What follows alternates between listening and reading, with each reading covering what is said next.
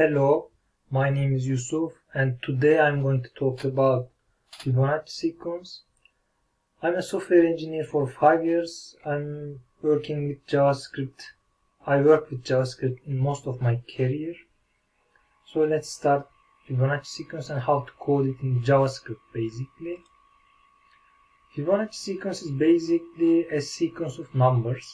Sequence is like this: 0, 1, 1, 2, 3, 5, 8, 13, 21, 34, etc. The rule is very simple.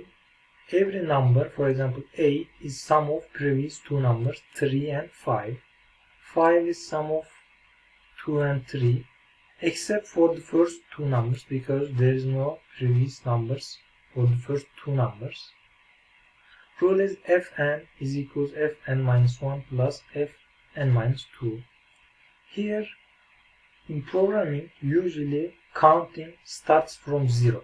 For example, this is the number index 0, index 1, index 2, index 3, index 4, index 5, index 6, etc. Index 7. Basically, this is our JavaScript code. Here we are defining a function named fib. We are giving index of Fibonacci number as parameter. If this number is smaller than 2, for example 0 or 1, we are simply returning the number. For example, if we are asking for the index 0, the number 0, we will just return 0. If we are asking for index 1, you will just come to here and 1 is smaller than 2, and then we will return 1 from here. If this number is greater than 1, greater than 2, etc., we are making this recursive function call. This recursive function call is basically causing a chain of other recursive calls. Here, this is our base case. This is our recursive call.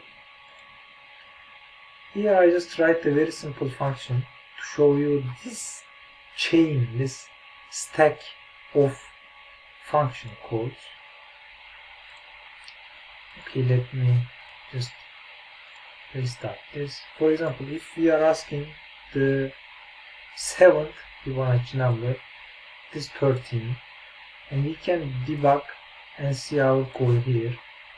I always see debugging as the best way of seeing how the code executes and to understand the code, because you can just see line by line execution of the code. I won't go into details, but I just want to show you the stack of calls, the chain of the calls here basically. If I try to find the 7th Fibonacci number, I call my function with 7. It goes and then calls with 6.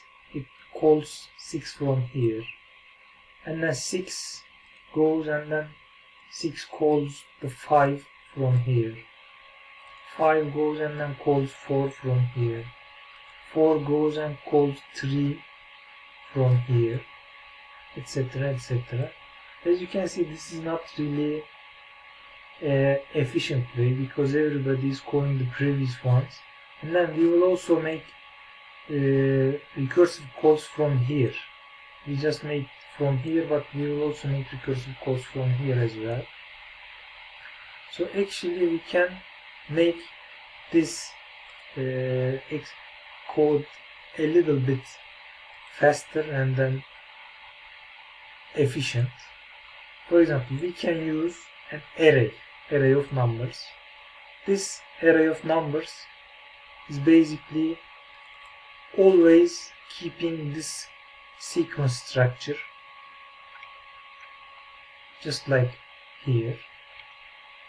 Okay, I won't go into details of the code, but basically we are saying every number is sum of previous two numbers, and then we are keeping all the numbers as the array. Since we run out of time, I will stop our lesson here. Thank you for listening.